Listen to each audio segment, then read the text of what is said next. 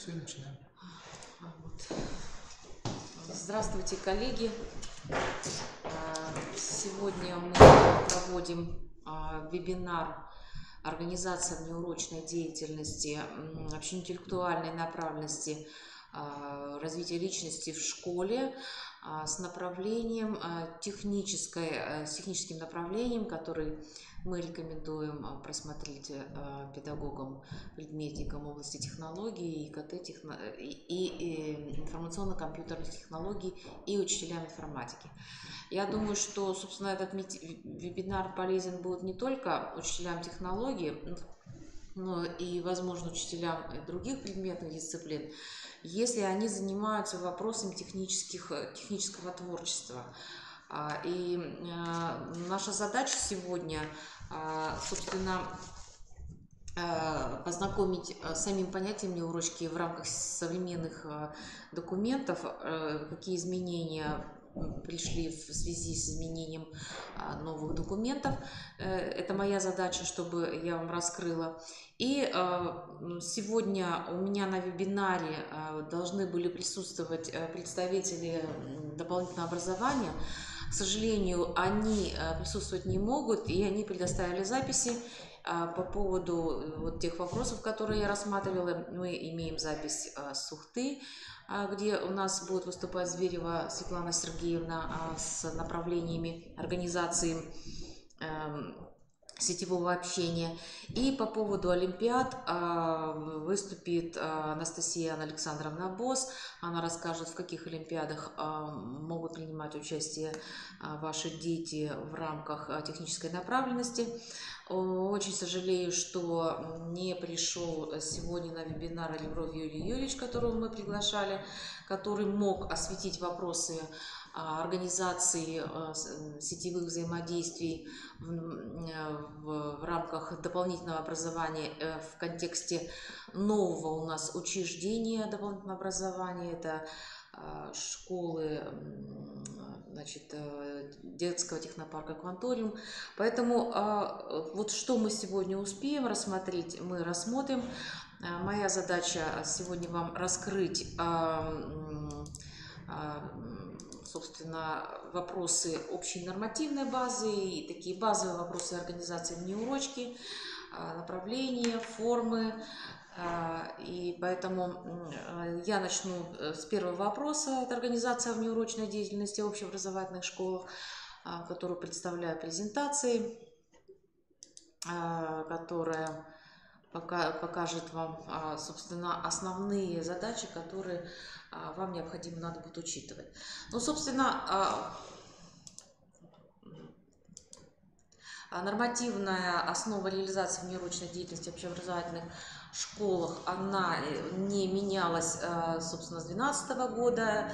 То есть здесь представлены документы, это федеральный закон об образовании Российской Федерации, где рассматривается вопрос об появлении,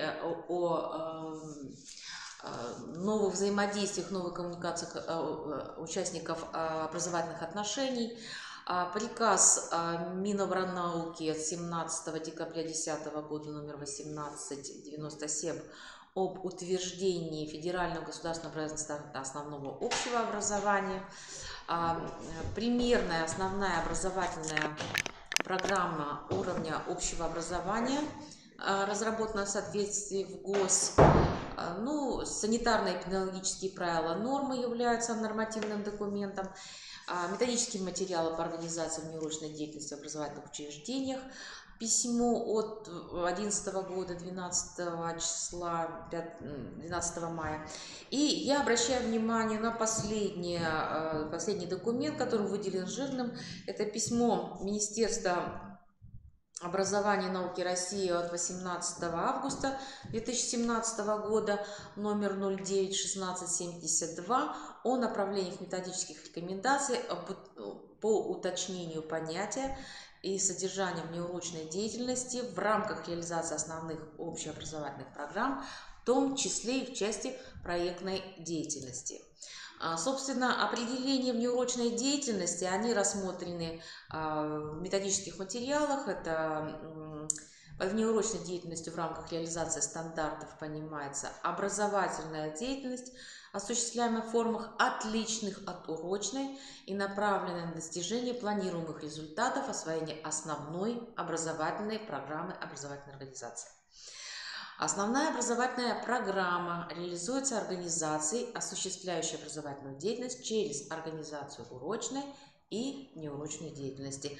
Это пункт 16 ФГОС начального общего образования и пункт 13 ФГОС основного общего образования и ФГОС среднего общего образования. Неурочная деятельность реализуется на добровольной основе в соответствии с выбором участников образовательных отношений. В документе, о котором я сейчас назвала, идут уточнения, то есть в письме о направлениях методических рекомендаций дается уточнение, определение сохраняется, то есть под внеурочной деятельностью следует понимать образовательную деятельность, направленную на достижение планируемых результатов освоения основных образовательных программ, личностных, метапредметных, предметных, осуществляемых в формах, отличных от урочной. Под внеурочной деятельностью, внеурочная деятельность также прописывается в этом документе, является обязательной частью основной общеобразовательной программы. Немножко меняется цель, но формулировка, я бы не сказала, что она сильно поменялась, но тем не менее есть внимание обратить на эту формулировку внимания. Целью внеурочной деятельности является обеспечение достижения ребенком планируемых результатов освоения основной образовательной программы за счет расширения информационной, предметной, культурной среды, в которой происходит образовательная деятельность, повышение гибкости ее организации. Неурочная деятельность планируется и организуется с учетом индивидуальных особенностей, потребностей ребенка, запросов семьи, культурных традиций, национальных и этнокультурных особенностей региона. К неурочным видам деятельности учащихся не относятся виды учебной деятельности, осуществляемые на уроках, семинарских занятиях, факультативах и практикумах. К урочным видам деятельности относятся, это, собственно, уроки. К урочным видам деятельности относятся лективные специальные курсы, проводимые в рамках предпрофильной подготовки или профильного обучения, то есть курсов, включенных в учебный план образовательной организации. Участие обучающихся в занятиях и работах контрольного характера, экзамен, коллоквиум, зачет, тестирование по учебному предмету, участие в проверочных работах школьного, муниципального или российского уровня, независимой оценки качества образования. И к урочным видам деятельности относится осуществление лабораторных и практических работ как обязательных видов учебной деятельности по таким учебным предметам, как физика, химия, биология, технология, информатика, география, окружающий мир. Ну вот в нашем случае это технология и информатика. К неурочной деятельности относятся формы общеинтеллектуального направления развития личности, то есть которые мы относим к воспитательной работе. Что это может быть? Это могут быть научные общества школьников, организация интеллектуальных игр и бизнес-игр, подготовка школьников к участию в различных по уровню олимпиадах и соревнованиях, кружки технического творчества. Я сужаю, собственно, проблематику внеурочной деятельности как раз в контексте технической направленности, поэтому есть в моих перечислениях форм как раз выделены те формы, которые возможны для применения именно в этих рамках, в этом направлении. Авто, авиа, судомоделирование, робототехника, радиодело и так далее. Возможны коллективные творческие дела в области научно-технического просвещения, научно-технические проекты школьников и детские производственные бригады. К неурочной деятельности также относятся формы такой деятельности, как экскурсии на производство и встречи с интересными людьми в области науки и техники, кружки технического творчества и ручного ремесла. Вот эти группы форм, они решают проблемы результатов первого уровня, то есть получения первого уровня воспитательных результатов. В данном случае закладывается понимание у воспитанников культуры труда, этики трудовых отношений, вклада труда и осмысленность повседневного быта, растет чувство продуктивной самостоятельности, ощущение сознания причастности к миру трудящихся взрослых. Второй уровень воспитательных результатов – формирование позитивного отношения школьника к базовым ценностям нашего общества и социальной реальности в целом выявляется в следующих формах. Это трудовая игра, детская производственная бригада под руководством взрослого, участие в выпуске школьного научно-технического журнала или бюллетеней, познавательные газеты, техническое сопровождение мероприятий на сайте школы, соревнования, просмотры и обсуждения научно-популярных фильмов и телепередач. И третий уровень воспитательных результатов – это получение детьми опыта самостоятельной организации научных мероприятий, научных и технических мероприятий других людей, не попадающих в категорию близких. Это выставки научно-технического творчества и технических проектов, проведение мастер-классов, конференции, информационно-техническое сопровождение школьных мероприятий, детско-взрослое образовательное производство. Собственно, внеурочная деятельность. В базисном учебном плане выделены основные направления. Это спортивно-оздоровительная, художественно-эстетическая, научно-познавательная, военно-патриотическая, общественно-полезная проектная деятельность. Техническую направленность мы, скорее всего, отнесем к научно-познавательным. К формам учебной внеурочной деятельности общеинтеллектуальные направления в предметной области можно отнести такое, как кружки технического творчества, технического моделирования, информационно-компьютерный дизайн и моделирование, различные конструкторы, научные, исследовательские и практикоориентированные разработки, подготовку к интеллектуальным соревнованиям, предметным олимпиадам и профессиональным соревнованиям технической направленности, научно-практические конференции школьные различного уровня, участие в школьно-научном обществе и организации и проведение мастер-классов в различных интернет-школах, разработка различных образовательных проектов, социально-моделирующие игры. Эту информацию мы взяли из учебно-методического пособия Григория Степанова «Внеурочная деятельность школьников». То есть более подробно можно рассмотреть в этой книжке эти формы, и, собственно, они рассматривают как раз уровневое участие, то, что мы говорим, то есть для получения разных уровней воспитательных результатов. Здесь перечисляются виды деятельности, и, собственно, наверное, к общеинтеллектуальной направлению развития личности они могут развиваться через игровую деятельность, через познавательную деятельность, через социальное творчество, через трудовую производственную деятельность. И поэтому, собственно, как техническая деятельность, она не выделяется.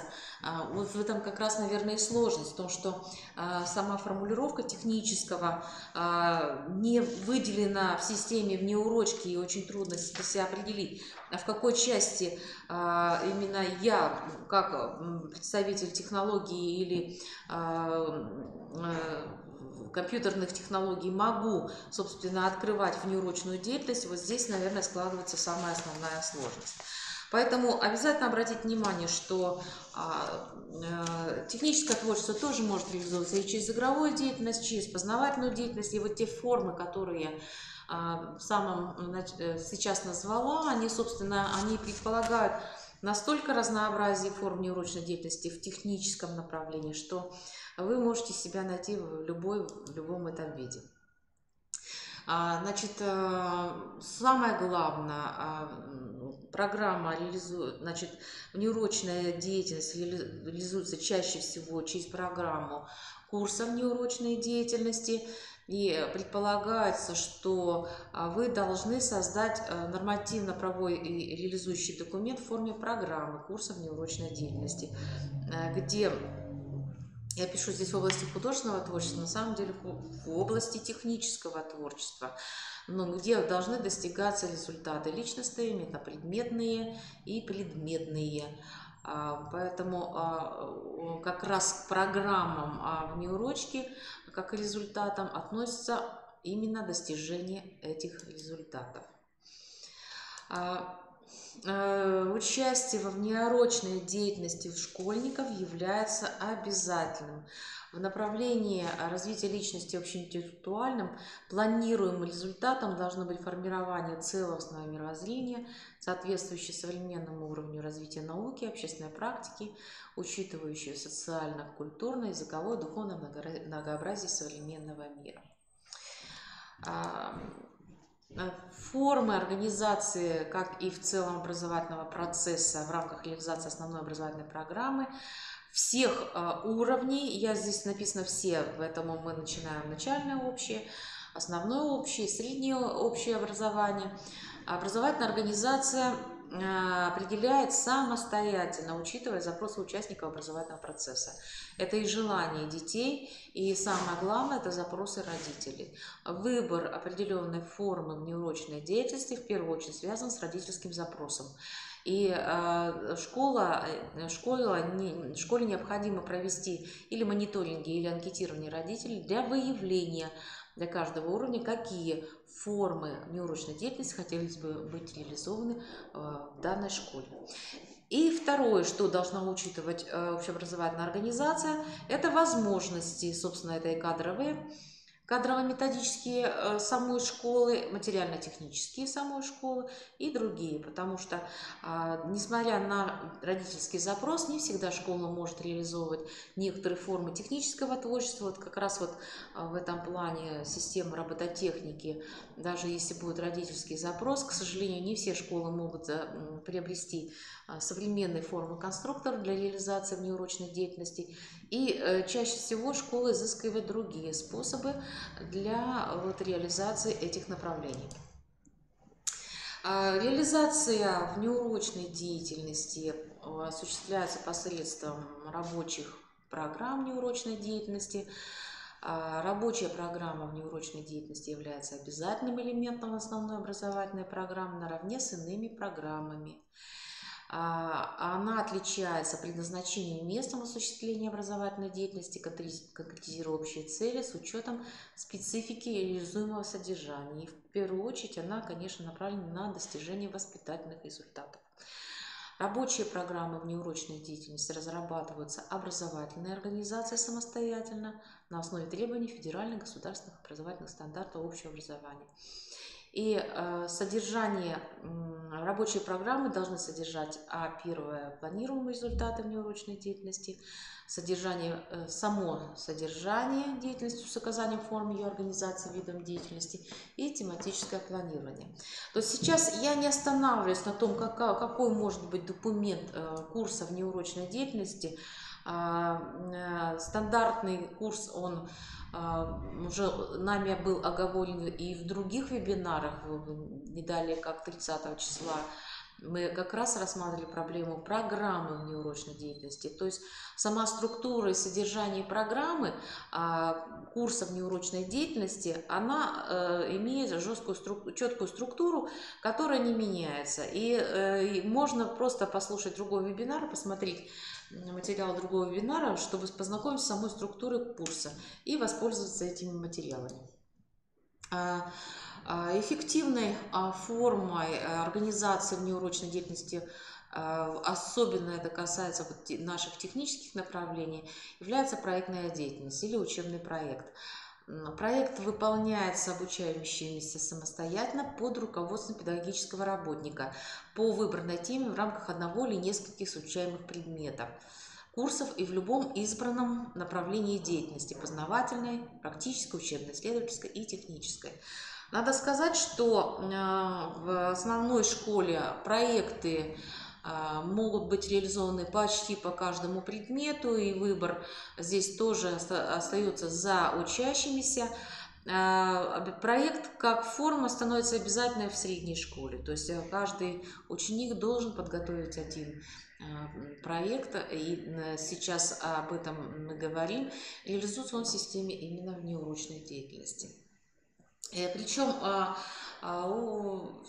эта форма возможна в реализации в рамках сетевого взаимодействия. К деятельности над рабочим проектом школьникам могут привлекаться в качестве руководителя или наставника специалисты организации дополнительного образования, вот хотя бы вот различных центров технического творчества, возможно привлекаться специалисты вузов технической направленности, возможно привлекаться преподаватели детского центра «Кванториум», организации культуры и спорта и так далее. То есть и, возможно, даже привлекаться специалисты различных предприятий. Порядок и участие в реализации проектной деятельности в школе определяется договором о сетевом взаимодействии.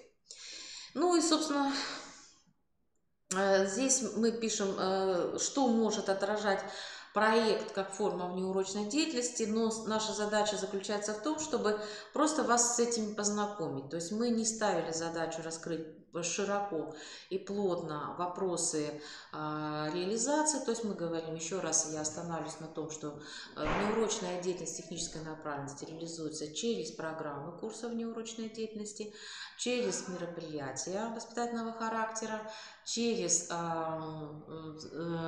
общественные школьные организации и, возможно, через проект. То есть это вот такие формы, которые, собственно, позволят программу реализовать. В любом случае, курс неурочная деятельность технической направленности должен быть очень плотно связан с программой воспитательной деятельности общеобразовательной организации. То есть какие-то связи в рамках общей работы школы и вашего курса должны быть налажены, выстроены. Поэтому программа пишется всегда по запросу и соотносится с основным учебно-воспитательным планом образовательной организации.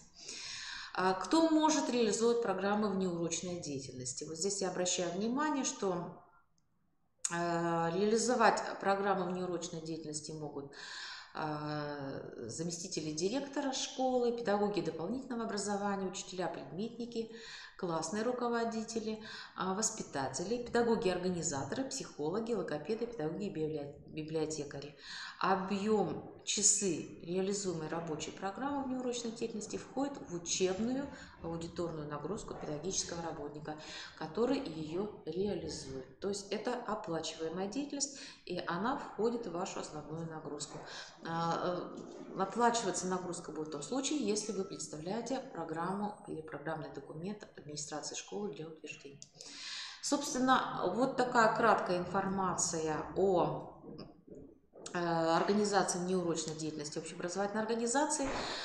Вопросы для уточнений вы можете задавать мне, Турлыкова Наталья Геннадьевна, которая вам сегодня познакомила, собственно, с этим материалом. Сотрудники Центра развития общего образования, социализации и воспитания могут, кроме меня, и могут проконсультировать именно по вопросам организации внеурочки. С нами можно связаться по телефону 283 720 и написать по электронной почте. Мы обязательно с вами свяжемся. Ну, это, собственно, я говорю о таких общих вопросах. Хотелось мне еще познакомить вас с одним документом, вот, который иногда идет, собственно, путаница внеурочки и дополнительное образование. То есть наша задача все-таки разобраться, что мы относим к дополнительному образованию, что мы относим к внеурочке.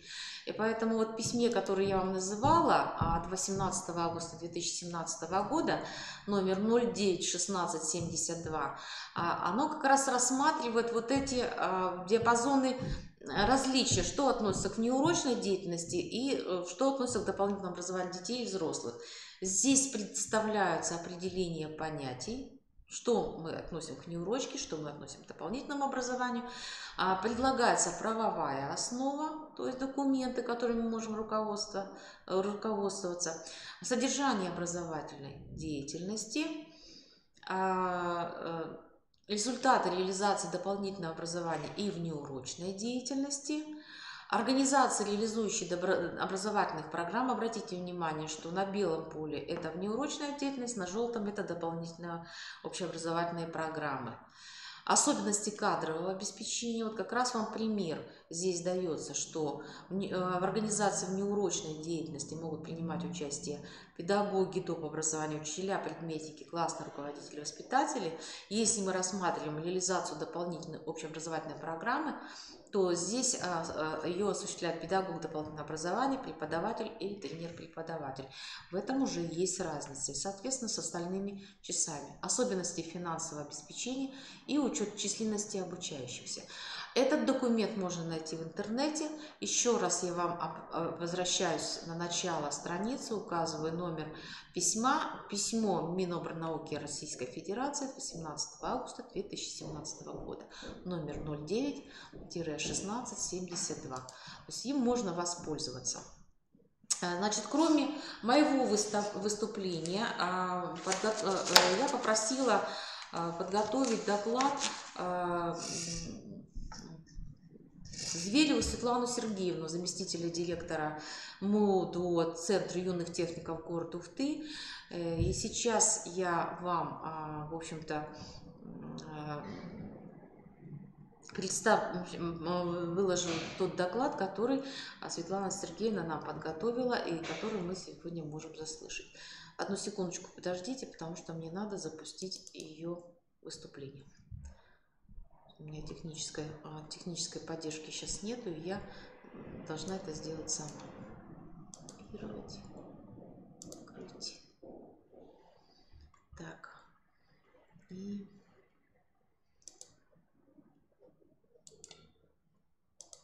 так, сейчас найдется у нас этот ролик. Странно, что он никак не может у нас запуститься.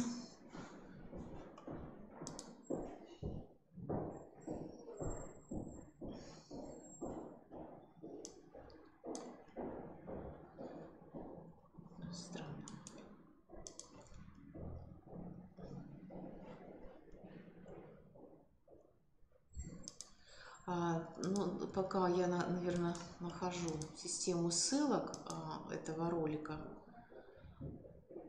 то есть есть некоторое время поразмышлять. Значит, к Светлане Сергеевне обратилась с вопросом организации сетевого взаимодействия общеобразовательной школы. Здравствуйте, уважаемые слушатели республиканского вебинара. Я представлюсь, зовут меня Зверева Светлана Сергеевна, и я являюсь заместителем директора по учебно-воспитательной работе Центра юных техников города Ухты. В нашем учреждении именно я курирую работу в рамках сетевого взаимодействия с другими организациями города. Хочется начать со справочной небольшой информации о нашем учреждении. Центр юных техников существует в городе Ухте с 1 апреля 1978 года, вот уже 30 лет. На 17-18 учебный год на базе нашего центра осуществляет свою работу 16 детских объединений технической направленности. Это юный техник для мальчиков начальной школы по программе «Начальное техническое моделирование», робототехника, авиамоделирование, судомоделирование, пожарная безопасность. Также с этого года было открыто новое направление по изготовлению моделей с ФПВ управлением. На 1 января 2018 года в центре занимается более 1000 учащихся. Это больше, чем во многих школах города. Обучение осуществляют 14 педагогов дополнительного образования, 2 с высшей квалификационной категорией, 2% с высшей квалификационной категорией и 50% с первой квалификационной категорией. Поскольку сетевое взаимодействие очень актуально в настоящее время и вызывает очень много вопросов у специалистов учебных заведений Республики Коми, то тема моего видеовыступления такова: механизмы осуществления работы по технической направленности в рамках договора о сетевом взаимодействии. Заявка на услуги со стороны школ города и других организаций подается в наш центр в начале учебного года, желательно до 15 сентября, где прописывается, по каким именно программам хотели бы осуществлять сетевое взаимодействие с нашим учреждением. Также школой предоставляется документация, необходимая для заключения такого договора. Прежде всего, это карта партнера, копия лицензии и свидетельство об аккредитации. Еще второй ролик. В договоре прописываются реквизиты обоих сторон, осуществляющих сетевое взаимодействие, программа, по которой будет оно осуществляться. У нас это начальное техническое моделирование и робототехника. Также указывается количество часов по программе и в каком помещении будет осуществляться обучение. Именно конкретно на чьей базе. В договоре указываются в обязательном порядке права и обязанности обоих сторон договора.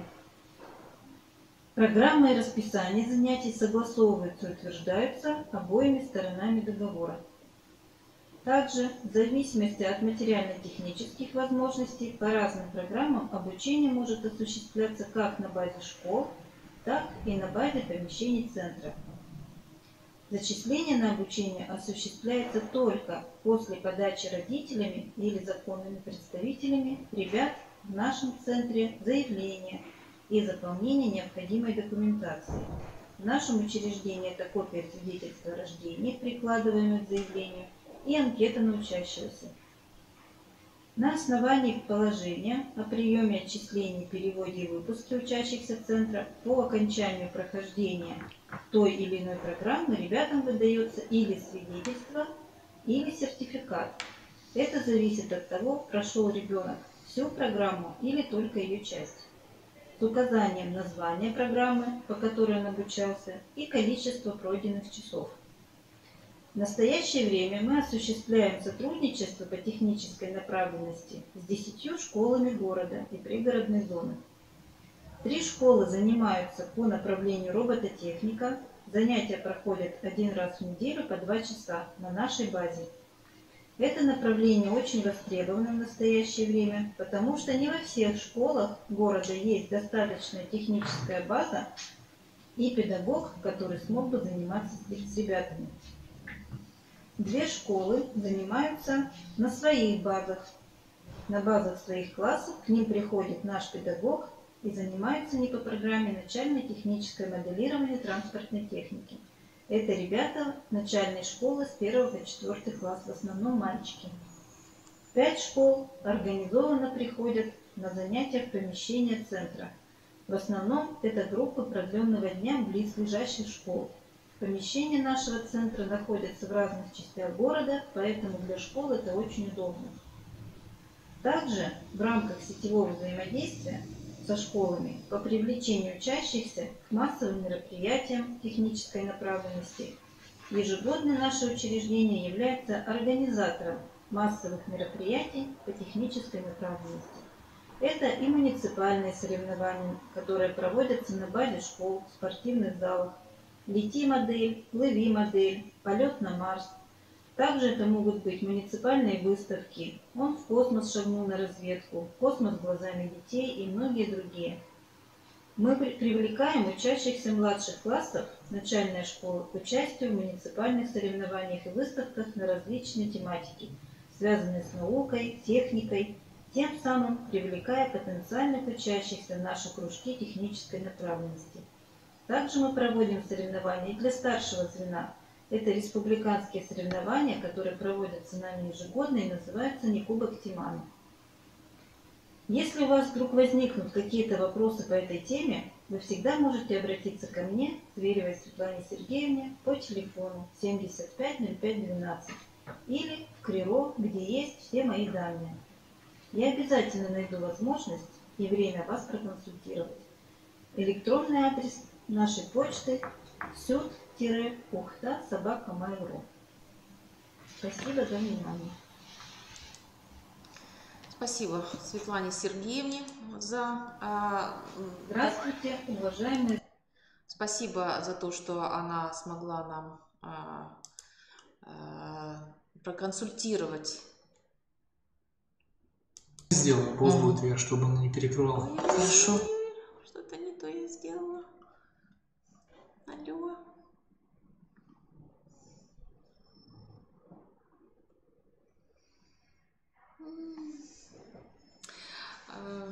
Продолжаем нашего выступления. Сейчас наша задача, собственно, заслушать еще один доклад по вопросу организации участия обучающихся в олимпиадном движении направлений научно-технического творчества. Нам расскажет босс Анастасия Александровна, руководитель регионального центра выявления одаренных детей в области искусства и спорта и науки из Поликоми ГУ ДПО «Галерон». Сейчас, секундочку, я найду материал еще с одним роликом. Не знаю, получилось, нет.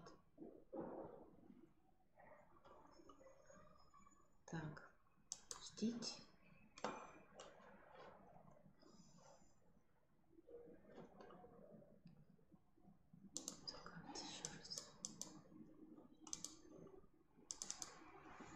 Думаю, информация это будет очень полезна.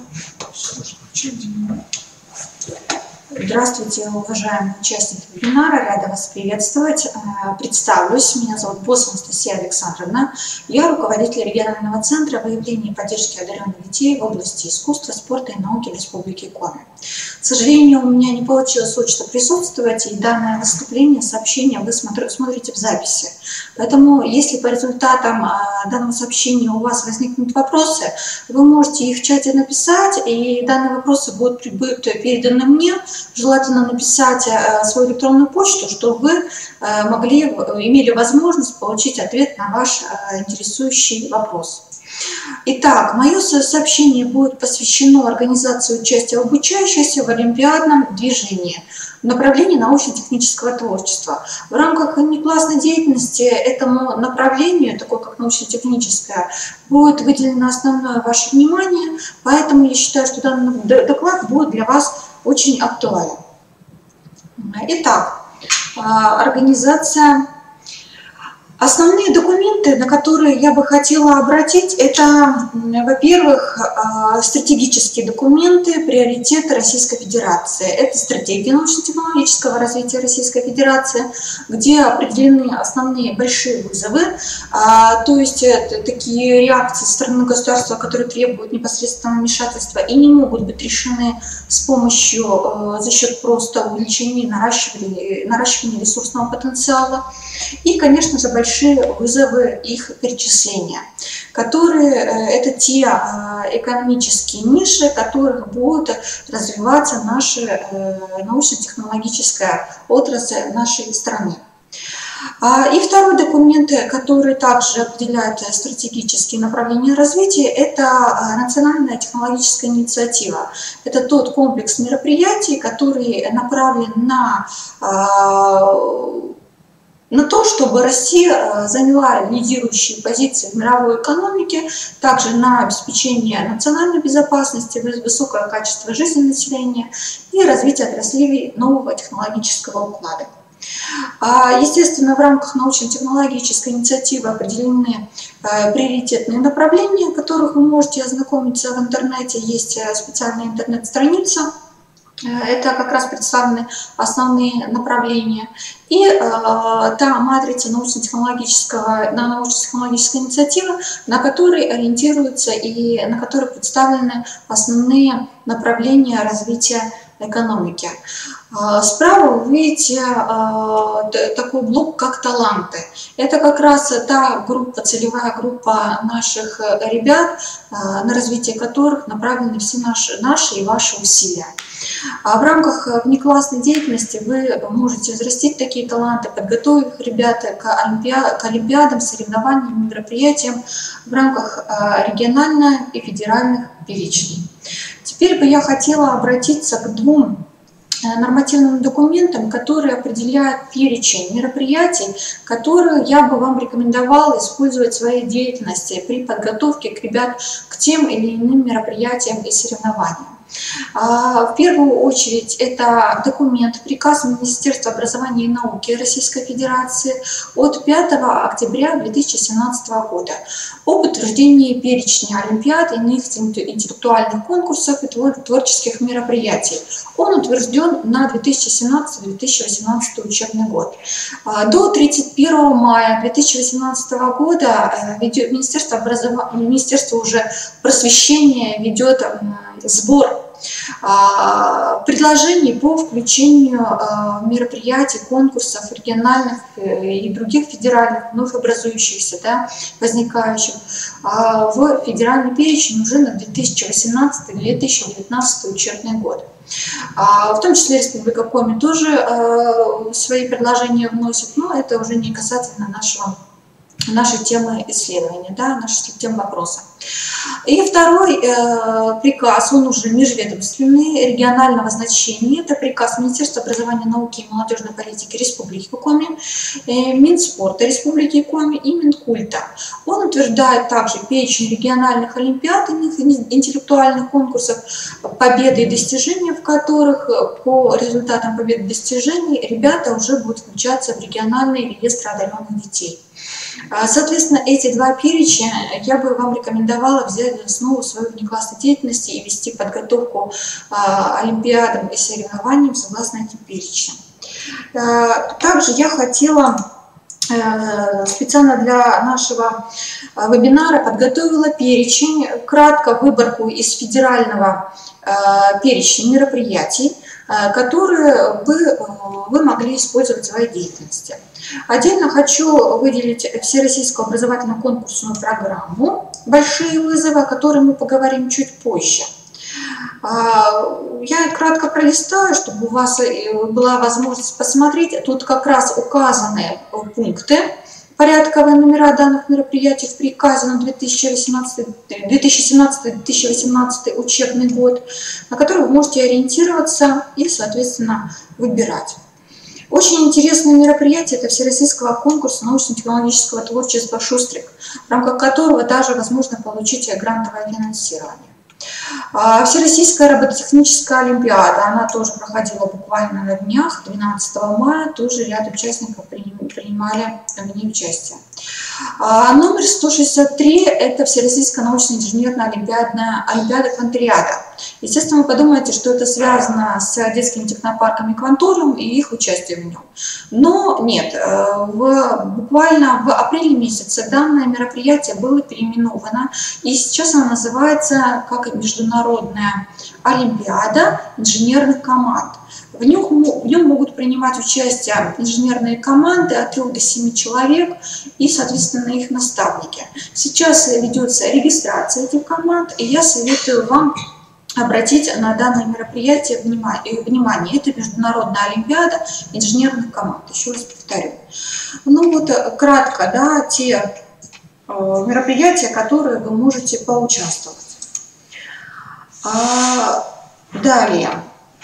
Что хотелось отметить? Возвращаясь к тематикам конкурса, которые у нас были проведены нашими силами, региональным центром выявления и поддержки одаренных детей совместно с нашими партнерами.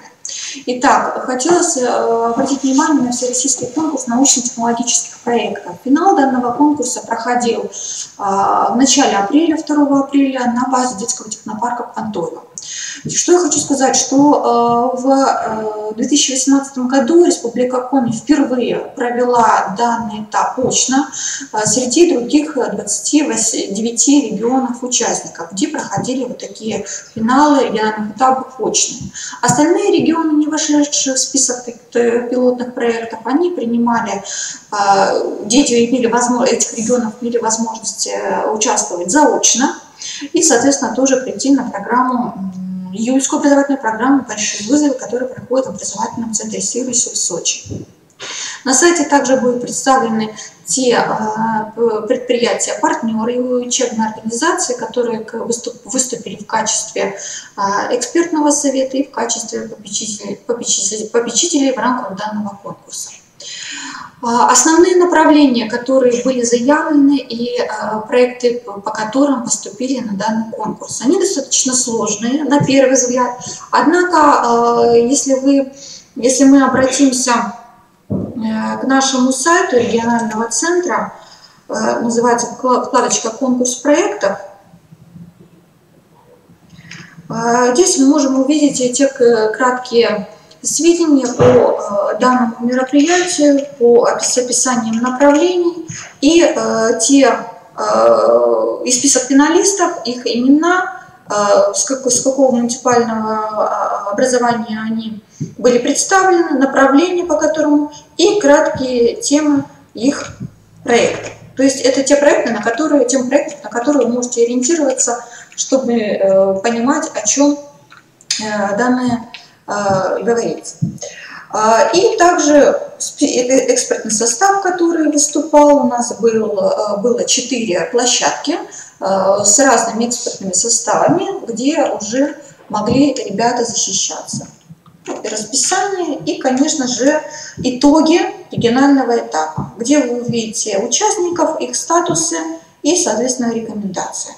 По результатам финала 12 человек, это все призеры и победители регионального этапа, были рекомендованы на июльскую образовательную программу. Из 12 человек прошли в качестве кандидатов и смогут принять участие в июльской смене «Большие вызовы» 7 человек. Это, считаю, достаточно хороший показатель для первого раза для Республики Коми. Поэтому и ваши учащиеся, подготовив соответствующий проект и имея на руках соответствующий продукт, который они могут представить, продемонстрировать экспертам, имеют все шансы поучаствовать, во-первых, в данном мероприятии, даже победить. Поэтому я рекомендую тоже принять, чтобы ваши ребята принимали участие в данном мероприятии. Возвращаясь к тематикам, очень интересные темы представлены, начиная от агропромышленных и биотехнологий, беспилотным транспортом, своей Арктики, Мирового океана, то есть вплоть до робототехники, каждый заинтересованный наставник, учащийся может найти себе тему по душе. С образовательной программы «Большие вызовы» сделаны данные фотографии. Они к чему? Что результаты, полученные в рамках образовательно-проектной смены «Большие вызовы» в Сириусе, демонстрируются президенту и руководству образовательного фонда «Талант и успех». Еще одна олимпиада, на которую следует обратить внимание и на которую следует начать подготовку, это перспективное довольно-таки направление. Я думаю, мы все совместными усилиями нам необходимо поработать и на базе опорных наших университетов, и это я имею в виду Ухтинский государственный технический университет, Карский государственный университет имени Екатерины Сорокина, ИСЛИ, КРАКС, чтобы наших школьников подготовить для участия в Олимпиаде научно-технологической инициативы. В 2018 учебном году были выбраны 17 профилей. Выступали, как вы видите, 20 тысяч участников приняли. Среди финалистов 680, к сожалению, представителей из Республики Коми не было. Это, конечно, связано с тем, что пока у нас нет площадки научно-методической для подготовки школьников по данным направлениям деятельности. Но, я думаю, совместными усилиями взаимодействия с вами, как с наставниками, с преподавателями, экспертами вузов и нами, как инструменту, который сможет сложить ваши и их усилия, мы сможем вывести ребят на такой качественно новый уровень. Что хотелось отметить? Хотелось бы призвать, обратить внимание в итоге на вот эти два перечня, и чтобы вы ребят уже готовили непосредственно к конкретным мероприятиям, благодаря которым уже учащиеся могут попасть в федеральные реестры одаренных детей и региональные реестры одаренных детей. На сегодняшний день, с 2014 года по сегодняшний день в федеральном реестре одаренных детей у нас числится 173 школьника. школьника, которые по различным направлениям. Это наука, искусство и спорт.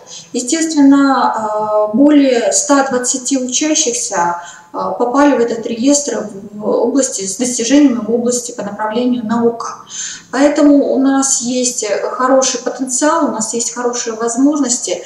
При возникновении вопросов по касательно технической начинки, по экспертной начинке, по привлечению дополнительных ресурсов в части мозгового штурма. Поэтому я предлагаю обращаться к нам в региональный центр и с возможными предложениями, вопросами мы всегда рады на них ответить. Спасибо за внимание, благодарю. Я думаю, увидимся. Спасибо. Ну вот, сегодня мы выслушали доклад еще Анастасии Александровны, который вам, я надеюсь, будет очень полезным. И на этом, собственно, наш вебинар я хочу завершить. В силу того, что основная повестка вопросов вебинара нами рассмотрена.